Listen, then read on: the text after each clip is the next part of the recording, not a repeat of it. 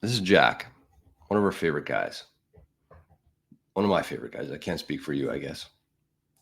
One of my favorite guys. So this is Jack, and this is on Zuby's podcast, I believe. Also a big fan of Zuby. He was a great voice during the great pandemic of 2020. But let's listen to Jack, what Jack has to say here. Hopefully the volume's working today.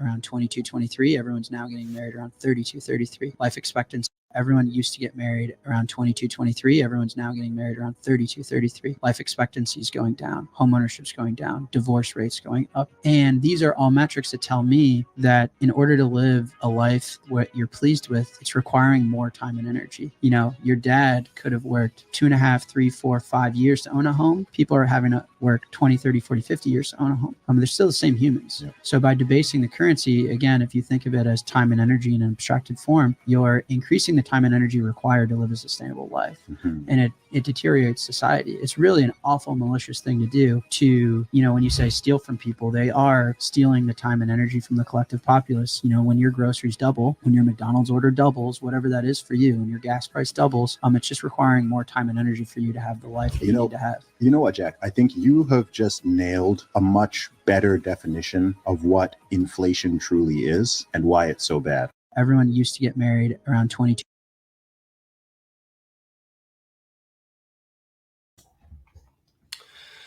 So great words from our buddy Jack Mahlers, one of the greatest voices in Bitcoin, in my opinion.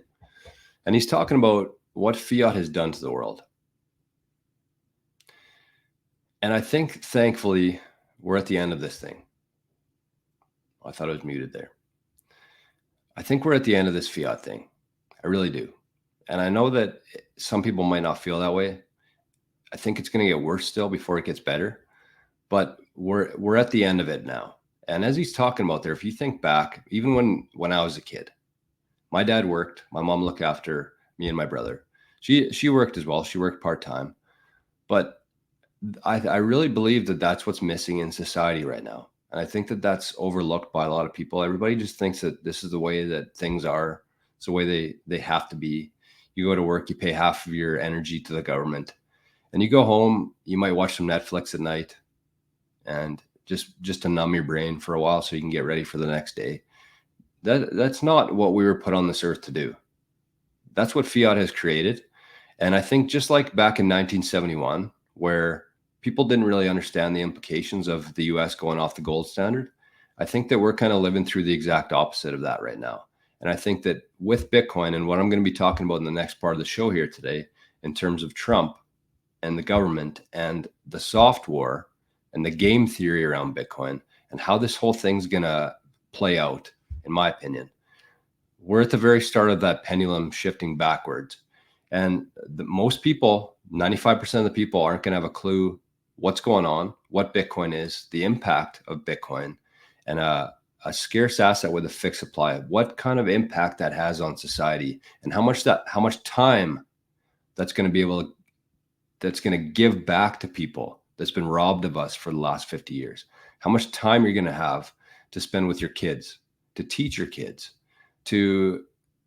with your wife, with your girlfriend, with your husband. Like, think about that. When you're put under so much pressure to work and work and work to earn fiat and pay taxes and just barely survive, think about what kind of impact that has on the rest of your life, every aspect of it. It takes away from the things that you love doing, your hobbies. It takes away from that. It takes away your ability to exercise and improve your body and stay fit. It takes away from that because you're working. It takes away your ability to eat healthy because everything costs so much and you have to find the cheapest thing in the aisle because you can't afford that ribeye. It takes away your health. It takes away time from your kids. So the government and the school system is raising your kids instead of you. And it takes away from your relationships with your husband and your wife. Instead of being able to go on a vacation or, do anything with them throughout the day, you're working. And that's what fiat does. We've got to the point now where it starves so much of your time and your energy that it pours over into every aspect of your life. So divorce rates are up. Crime is up. Birth rates are down. Health is down. Hospital visits are up. If you go to the website, WTF happened in 1971, and you look at all those graphics, every graphic, you look at what happened in 1971 there, the world went to shit in every aspect of it. And the only difference is fiat.